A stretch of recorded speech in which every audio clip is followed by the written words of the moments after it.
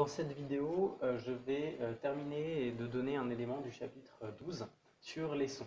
Je rappelle, dans ce chapitre, on a dans le grand 1 évoqué l'émission et la propagation d'un signal sonore. Pour ça, je vous invite à aller voir l'animation qu'on avait vue en classe.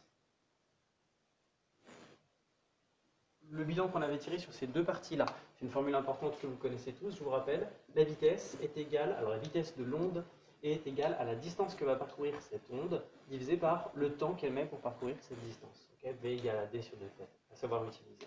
Et puis, si on fait un petit bilan, vous devez retenir que la vitesse de propagation d'un signal sonore dépend du milieu de propagation et que la célérité de cette onde, c'est-à-dire sa vitesse dans l'air, est d'environ 340 mètres par seconde. Et comme cette valeur de vitesse dépend de la température du milieu, eh bien, on a une marge d'erreur de plus ou moins 5, voire 10 mètres par seconde en fonction des écarts de température. Voilà. Je veux surtout revenir sur le petit 3 et redonner des éléments d'explication sur les caractéristiques d'un signal sonore périodique. Vous pouvez compléter sur votre feuille de cours. Qu'est-ce qu'un phénomène périodique? Eh bien, un phénomène périodique, c'est un phénomène qui se répète identiquement à lui-même. Un phénomène qui se répète identiquement à lui-même.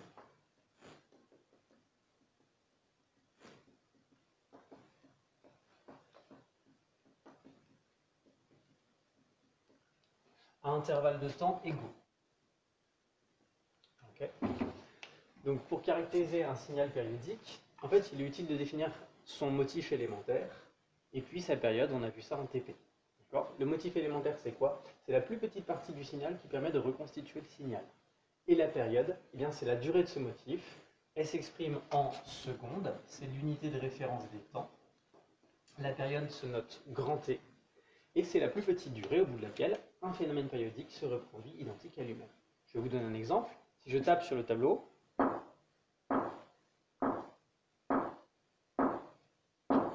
on va dire que j'ai reproduit un phénomène qui se reproduit identiquement à lui-même à chaque coup. On peut dire que c'est un phénomène périodique. Alors, l'exemple qu'on a vu en classe, c'est surtout un son. Si vous jouez une note de musique et que vous l'enregistrez, vous avez un exemple qui est ici, c'est une note jouée par un saxophone. Eh bien, vous voyez qu'il y a des variations de pression de l'air, compression, dépression, et en fait, c'est un signal qui est périodique parce qu'il se ressemble identiquement à lui-même. Alors, on va faire la petite application. On vous demande d'abord de surligner deux motifs. Okay. Donc un motif, on a dit, c'est la plus petite partie du signal qui permet de répéter le signal identiquement à lui-même. Alors je peux me donner un point de départ au choix. Par exemple, si je choisis de partir d'ici, okay, eh bien je vais surligner dans ce cas-là toute cette partie-là jusqu'en bas et je remonte. Voilà. Là j'ai un motif élémentaire. Okay. Et la durée de ce motif élémentaire, le temps que dure ce motif, eh bien ça s'appelle la période grand T. J'aurais pu prendre comme point de départ un autre endroit. Par exemple, j'aurais pu partir d'ici. Okay. Alors si je pars d'ici, attention, je ne tombe pas dans le piège. Le motif, ça n'est pas ça. Je ne m'arrête pas ici. Pourquoi? Parce que dans ce cas-là, le signal qui se répéterait, ça serait celui-là. Or, ce n'est pas le cas. Ce n'est pas mon signal. Donc le motif élémentaire, c'est celui-là. Je dois continuer ici, aller en bas, pour revenir jusqu'au point identique à celui-là.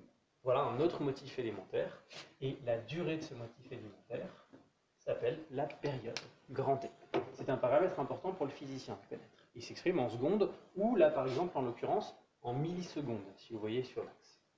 Alors on me demande justement en question 2 d'estimer la période de ce signal. Donc la question qu'on me pose, c'est T égale combien de secondes ou de millisecondes? Alors je peux me donner donc comme point de départ à partir d'ici un motif, ça serait ça. D'accord? Alors le problème ici, c'est que je ne tombe pas pile poil sur une graduation. Je vois que je suis parti de 0 et que je suis à un peu plus que 1, mais je ne sais pas combien. 1,1, 1,2, c'est pas très précis. Donc vous pouvez, si vous voulez, noter qu'on a T égale à environ 1, quelque chose, mais je ne sais pas combien. Et je vais vous apprendre une méthode pour avoir une valeur un peu plus précise. D'accord? Une des méthodes que vous pourriez appliquer, que vous pouvez connaître, c'est vous prenez votre règle, vous mesurez en centimètres quelle est la distance par exemple entre 0 et 10 millisecondes. Okay. Puis ensuite, avec votre règle, vous mesurez quelle est la distance ici en centimètres. Et si vous faites un produit en croix, eh bien, vous pouvez déterminer dans ce cas-là, si tant de centimètres, c'est 10 millisecondes, alors tant de centimètres ici, vous pouvez faire le calcul, et ça vous donne combien de secondes ou de millisecondes ça dure. Je vais vous montrer une astuce que vous devez connaître. Notre problème ici, c'est que quand on a pris un motif, on n'est pas tombé pile poil sur une graduation. Donc, on n'a pas pu déterminer précisément la valeur qui était là. Et bien, l'idée, c'est de dire, comme on a fait un peu pour nos grains de riz dans le chapitre précédent, ou nos grains de lentilles, plutôt que de prendre un motif, et bien en fait, on va en prendre plusieurs. Et puis, on va en prendre un certain nombre et on va s'arranger pour retomber un moment sur une graduation précise. Regardez. Si, au lieu de prendre un seul motif, je regarde et je vais jusqu'au deuxième motif. Je ne tombe pas encore sur une graduation pile poil. Je commence, 3, toujours pas. 4 motifs, je ne suis toujours pas sur une graduation. 5, 6, 7. Ce que je constate, c'est que quand j'ai pris 7 motifs élémentaires, là, je retombe pile poil exactement sur la graduation 8,0 millisecondes. Qu'est-ce que ça veut dire, ça? Ça veut dire que la durée totale delta t qui est là correspond exactement à 8,0 millisecondes, c'est une valeur beaucoup plus précise, et ça correspond exactement à 7 fois la période, 7 fois t. Donc ce que je peux dire, eh bien, c'est que delta t est égal à 8,0 millisecondes, mais si je fais tout égal à, alors j'ai compté, 1, 2, 3, 4, 5, 6, 7, exactement 7 motifs, donc 7 fois la durée d'un motif, 7 fois t. Et ça me permet de faire un calcul beaucoup plus précis. Okay. Pourquoi? Parce que maintenant, je peux dire que t, c'est égal à 8,0 millisecondes divisé par 7. Alors ici, 7, c'est un chiffre précis. D'accord? Le nombre de chiffres significatifs ne compte pas pour lui. Ici, j'ai 2 chiffres significatifs pour cette donnée-là. Ici, c'est un nombre infiniment précis, un nombre exact. Donc, dans mon résultat final, je fais le calcul, je prends ma calculatrice, et puis j'obtiens le résultat. Alors, je vais taper ça à la calculatrice. 8 divisé par 7, ça fait 1,14,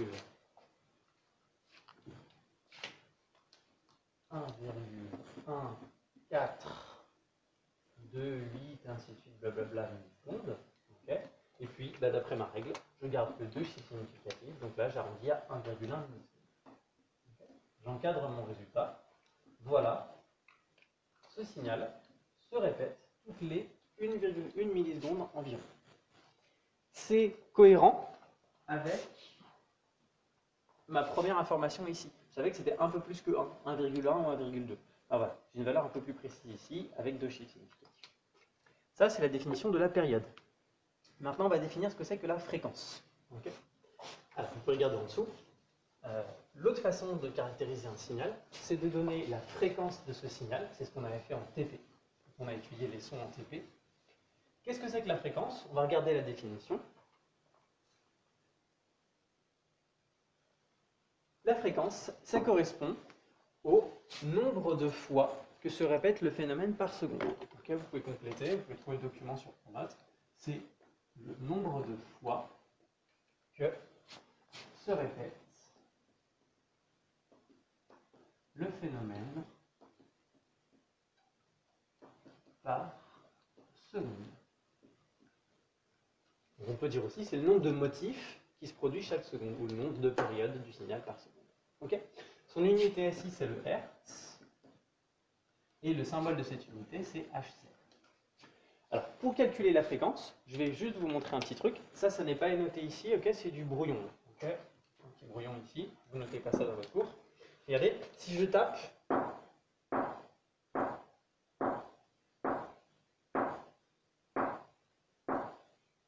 j'essaie de taper une fois par seconde, et bien ici, j'ai un phénomène périodique dont la fréquence est de 1 Hertz, okay, puisque je fais un coup par seconde. C'est le nombre de fois que se répète le phénomène. Et dans ce cas-là, c'est-à-dire que la période, le temps que dure un motif, eh bien, c'est bien 1 seconde. Si je fais ça,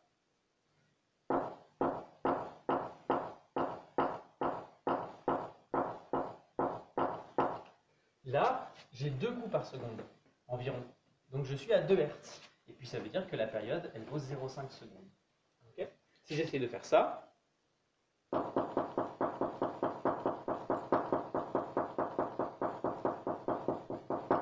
essayer de compter. J'ai essayé de taper en faisant 4 coups par seconde. Donc la fréquence, dans ce cas-là, on dit qu'elle est de 4 Hz. Et la période t, elle sera de 0,25 secondes, puisque j'ai 4 coups par seconde. En fait, ce que vous voyez, c'est qu'à chaque fois, si vous faites ça fois ça, ça vaut 1. Ça fois ça, 1. Ça fois ça, 1. Et en fait, la formule entre la fréquence et la période, on peut dire que la fréquence fois la période, ça vaut 1. Ou écrit différemment, f égale à 1 sur t. Ça, c'est une formule que vous devez connaître et qu'on va noter ici. Tout ça, c'était du brouillon, ça n'est pas à noter ici. Ok? Donc là, j'efface. Et vous pouvez compléter donc la fréquence et l'inverse de la période. Elle se calcule grâce à la formule f égale à 1 sur t. Que vous avez trouvé dans votre livre et que vous avez utilisé en TP. Très important, les unités f étant Hertz et t étant secondes. Si la période est en minutes, il faut la convertir en secondes. Okay. Même chose, si on a une fréquence qui est en kilohertz et qu'on veut calculer la période dans un des exercices que vous avez à faire, eh bien, il faut faire une conversion. Alors, je vous propose de faire une petite application. On va calculer la fréquence du signal sonore que je vous ai présenté juste avant là, le saxophone, le son du saxophone. Là, qu'est-ce qu'on cherche? On cherche la fréquence f en Hertz. D'accord. La formule à appliquer, c'est f égale à 1 sur t. Là, j'ai un petit peu plus vite dans la rédaction, parce qu'il n'y a pas beaucoup d'espace dans le cours.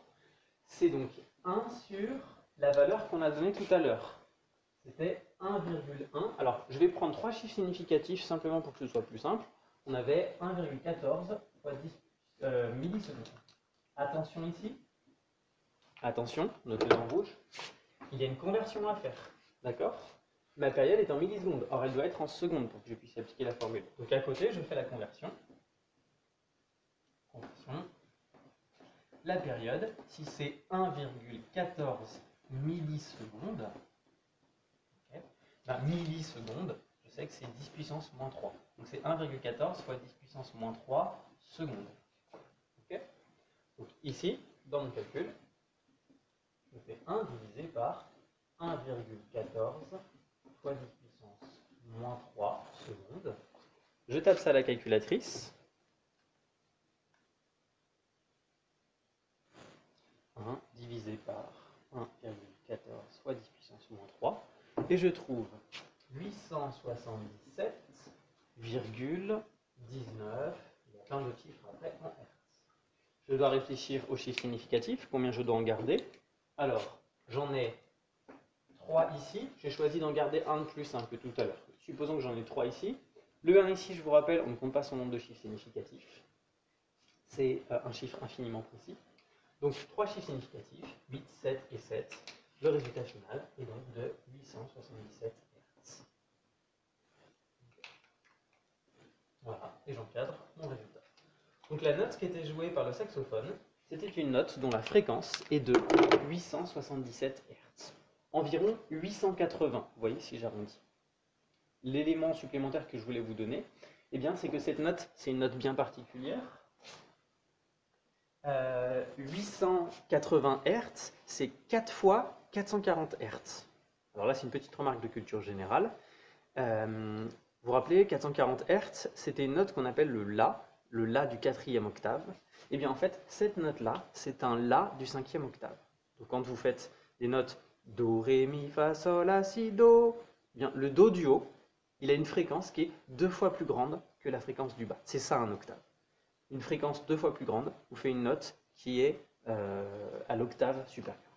Si vous n'avez pas compris cette remarque, vous n'êtes pas musicien, c'est pas très grave, c'est une remarque de culture générale. Je vous invite, pour la suite du travail, à aller lire le cadre côté maths, d'accord, et puis faire les exercices que je vous ai proposés. Il y a un lien avec une petite animation que vous pouvez utiliser si vous voulez. Normalement, la suite, on l'a vu ensemble. Vous avez... on a fait le grand 2 ensemble, c'est essentiellement lire le cours du livre, d'accord, je ne ferai pas de vidéo là-dessus. Et puis, ce que vous trouvez à la fin, je vous rappelle, alors vous ne l'avez peut-être pas tous, c'est les compétences. On va dézoomer un petit peu. Voilà, sur la vidéo vous pourrez mettre pause, et je pourrai vous le distribuer quand on reprendra les cours ensemble. Eh bien, vous retrouvez ici les compétences que vous devez maîtriser dans ce chapitre. Il y en a un peu plus, mais elles ne sont pas très compliquées. Vous devez être capable de décrire le principe de l'émission d'un signal sonore par la mise en vibration d'un objet et l'intérêt de la présence d'une caisse de résonance. Juste utiliser le vocabulaire pour faire une phrase logique qui se comprend. Expliquer le rôle joué par le milieu matériel dans le phénomène de propagation d'un signal sonore. Donc expliquer que s'il n'y a pas d'air ou s'il n'y a pas d'eau ou s'il n'y a pas de matériau solide, il n'y a pas de compression-dilatation. Donc l'air ne peut pas se propager. Citer une valeur approchée de la vitesse de propagation d'un signal sonore dans l'air et la comparer à d'autres valeurs de vitesse. Vous devez connaître la valeur, environ 340 mètres par seconde, être capable de la comparer à d'autres valeurs qui seraient données dans un exercice. Mesurer la vitesse d'un signal sonore, on l'avait fait ensemble en TP, on l'avait fait ensemble avec l'application Fifonx. Définir et déterminer la période et la fréquence d'un signal sonore, notamment à partir de sa représentation temporelle. Ben ça, c'est ce que je viens de vous présenter dans cette vidéo, c'est à savoir-faire, entraînez-vous là-dessus. Mesurer la période d'un signal sonore, ça on l'a fait en TP, on avait utilisé l'oscilloscope pour ça. Utiliser un dispositif comportant un microcontrôleur pour produire un signal sonore. Ça, on ne l'a pas vu ensemble en classe, je vous ferai peut-être une autre vidéo de chez moi, je vous montrerai le microcontrôleur, c'est pas très important. Les capacités mathématiques, identifier une fonction périodique et déterminer sa période. Donc ça, c'est ce qu'on a fait encore dans cette vidéo, être capable d'identifier une fonction qui se répète identiquement à elle-même. Je vous renvoie vers la vidéo du livre, qui est très bien faite là-dessus, et qui vous explique, qui vous donne des compléments de détails là-dessus. Et puis enfin, vous êtes capable de citer les domaines de fréquence des sons audibles, infrasons et ultrasons. Je vous rappelle, les sons audibles, c'est des sons dont la fréquence est comprise entre 20 Hz et 20 000 Hz. Relier qualitativement la fréquence à la hauteur d'un son audible. Je vous rappelle que ce qu'on appellera la hauteur d'un son, c'est sa fréquence. Plus le son est haut, plus sa fréquence est élevée, et en fait, plus le son est aigu. Okay. Relier qualitativement l'intensité sonore et le niveau d'intensité sonore. Ça, c'est les documents E et F qui sont dans votre livre, dans le cours du livre. Et puis, exploiter une échelle de niveau d'intensité sonore, on l'avait regardé ensemble. Ça permettait de discuter éventuellement des dangers de s'exposer à un son qui est trop élevé. Voilà. Et puis, enregistrer et caractériser un son, hauteur, timbre, niveau d'intensité sonore, à l'aide d'un dispositif expérimental dédié ou d'un smartphone, c'est ce qu'on avait fait en plus. Voilà, ben écoutez, si vous avez des questions, n'hésitez pas, vous pouvez me les poser via Pronote ou par mail. Allez, bon courage!